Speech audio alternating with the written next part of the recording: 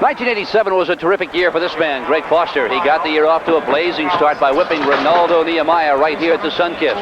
Then he punctuated his season by winning the 110-meter hurdles at the World Championships. And I'll tell you, you can bet Foster is coming into this Olympic year on a high. Foster is definitely on a roll, and that is great news for a man who has spent a career battling not only Renaldo Nehemiah, but also a reputation that he presses too hard in the big events. Fellow competitors have accused Foster of dropping out of races he had no chance to win. Well, he's still battling Nehemiah, but Greg is trying to free himself of the other demon, that DNF, or did not finish reputation. Last year, Foster not only finished here at the Sunkist, he whipped Nehemiah in what appeared to be a world record, but there was controversy, a question of a false start. One particular person felt it was a false start, and he evidently didn't have the authority to say what he said as far as it being a false start in the world record not counting. But pretty much it was just, I guess, a mistake on his part because he was overruled by his peers. So, you know, I don't know why he felt he had the right to do that, but it caused a lot of problems, caused me not to get the world record at that time, actually caused it to be taken away from me, and since then it has been ratified. At the conclusion of the indoor season last year, Greg Foster had it all going his way. Last spring, here in the semifinals heat at the World Indoors in Indianapolis, Foster raced to a world record. But the following day, disaster struck. Foster and Canada's Mark McCoy got locked up going over the third hurdle, and down they went. Tonie Campbell won the race, but all eyes were on Foster and McCoy, who lay writhing in pain on the track at Indianapolis. But my main concern was for Mark. I was hoping that he would be all right because it was my fault and totally my fault. I don't think he had anything to blame. He felt he came over as well as I came over, but I really don't feel that way. I felt it was my fault. My main concern at the time was just for him. I knew that, these things happen, and it was my last indoor race, so I got time off after that to recuperate and, get it out of my mind and block it out. Rather placid words from a guy who just a few short years ago was an angry man, fighting not only the ghost of Renaldo, but also himself. Now he's got everything going in the right direction, but does he have the raw speed to eclipse Nehemiah's world record? Some people feel that I can't run that fast still, and I know I can. I think if I can run a 7.36 indoors, I'll have no problem outdoors. I think my main problem last year outdoors was the fact that I didn't train as well. If I can go out there and not feel like I'm in shape and still become #1 in the world, what would happen if I was in shape? So that's why I look at it. I'm not going to say I was totally out of shape, but I think I could have worked out a heck of a lot better than I did last year.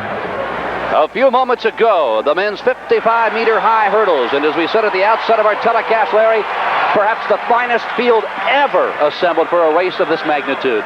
Well, there's Al Joyner, the Olympic champion at the triple jump, who slid over from the triple jump competition to compete here, and he's always been a good hurdler. He's run 13:50 outdoors. There you see Greg Foster. The world record held by Nehemiah. No one's been able to crack it, even though he took a 4-year hiatus to play wide receiver for the San Francisco 49ers. There is Greg Foster. This is the first of 5 indoor meets he will run. From tense and driven, he's calm and relaxed now, and it certainly has shown as he has competed better at world-class levels in the last couple of years. You're looking at Roger Kingdom as he gets settled in his blocks. Greg Foster, one of only 5 men to defend his #1 ranking last year. Nehemiah used to get out first. Foster is a good starter. Campbell is a good starter. No one is weak. You can't be and be a world champion. Foster in the middle. It is an outstanding start, and it is Greg Foster.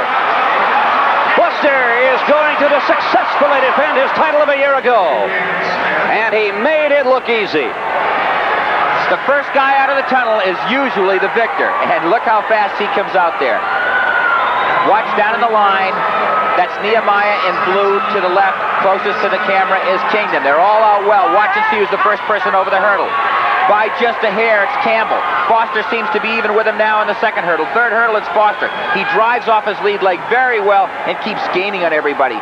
Nehemiah slides back, and it's a photo for second place. Foster, the clear victor, by about 2 feet. Whitestone standing by with our winner, Greg Foster.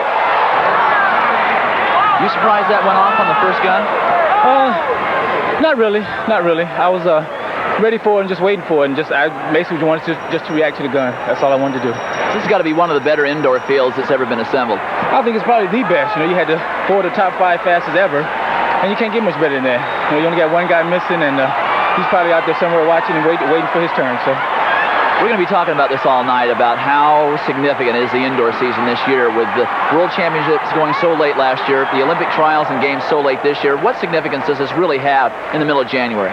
Not much, really, Dwight. I mean, it's not much we can really do that's going to prepare us for outdoors, and I'm sure you know that being a great high jumper. Right now, it's just a fun time. Go ahead and get it out the way, relax a little bit, be ready for the Olympic trials, and hopefully make that team. Is the advantage that you gain indoors if you were to win the majority of the races basically psychological? Yes, it is. It really is. You come out here and you're ready to just go. You got to go on an instant, and you got to be able to just go right off the bat. You can't hesitate and you worry about catching up at the end. It's not much time to catch up in only 5 hurdles. It was nice to see you starting out by making them over all 5 of them. Well, we all have our problems, and I've had mine, but I'll put it this way. I've had problems and still ranked number 1 in the world, so I don't think that's too bad. I'm happy. Congratulations. Thank you. Logan.